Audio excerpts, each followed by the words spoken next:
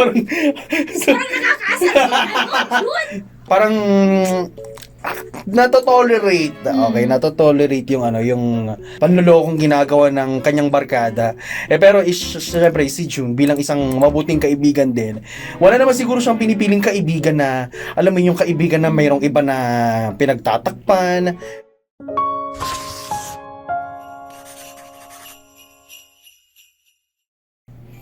Ano, Dennis? Masaya ba ang pinsan mo? Grabe, June. Sabi ko sa'yo, iba yung dating ni Jane eh. Napakagaan niyang angkas. Literal. Tapos at ang sarap pa kausap ha. Bakit? Nagsiselos ka ba? Uy, hindi kita type. Hindi ako nagsiselos, no? Pero ano? Pangilang pinsan na ba yan, Den? Simula pa lang ng taon hanggang ngayon, mukhang pang-apat na yan ah. Oh no! Relax ka lang, June. Alam mo namang seryoso ako kay Bea, di ba? Tsaka, mahal na mahal ko yung girlfriend ko. 5 taon na nga kami eh. Pero, iba yung thrill kasi eh. Isa pa, motorsiklo lang to. Gunggong! Kung wala siyang time sumama, sino aangkas sa akin? Si Bea. Eh, ang bigat-bigat nun. Saka, masyado siyang madrama. Minsan, ayaw nga niya akong payagan eh. Ang katwira naman yan. Yung thrill?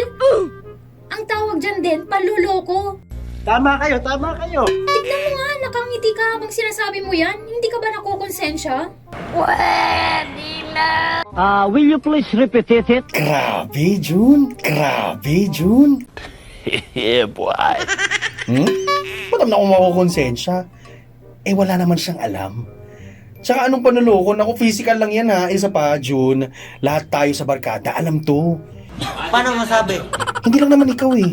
Ba't ngayon ka lang nagre-reklamo? Kaya nga, ang bigat-bigat sa loob eh. Pakiramdam ko kasabot mo ko eh.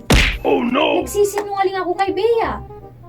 Magkaibigan tayong lahat din. Tapos ganito, tuwing nakikita ko siya, parang sinasaksak ko siya eh.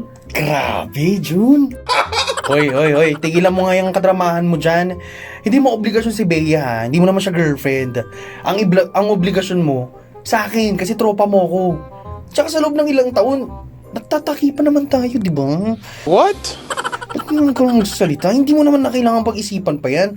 Basta ano ka na lang, shut up ka na lang, manahimik ka na lang. Pero paano kung malaman niya din? At hindi ako yung nagsabi, di ba? Ano sasabihin mo? Eh di, syempre, gagawa ko ng kwento.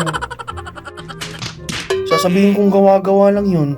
At kung ikaw magbabalak maging hero dyan, June, tandaan mo, sisirain ko yung tropa natin na, alam mo, friendship over na tayo pag tinabi mo yan ha. Are you accusing my takutation? Lahat ng samaan natin, sa isang salita mo lang talaga, mawawala ako. Syempre, pipili mo ba yan? Sabi mo seryoso ka kay Bea. Kung seryoso ka, bakit mo ginagawa yan? Kung kaibigan mo ako din, bakit mo ako nilalagay sa ganitong posisyon? Eh, huwag ka na mag-alala, June. Wala namang magbabago eh. Basta, hayaan mo lang ako. Basta tropa tayo, di ba? Walang iwanan, walang laglagan. Grabe, parang... Parang nakakaasar mo, Jun!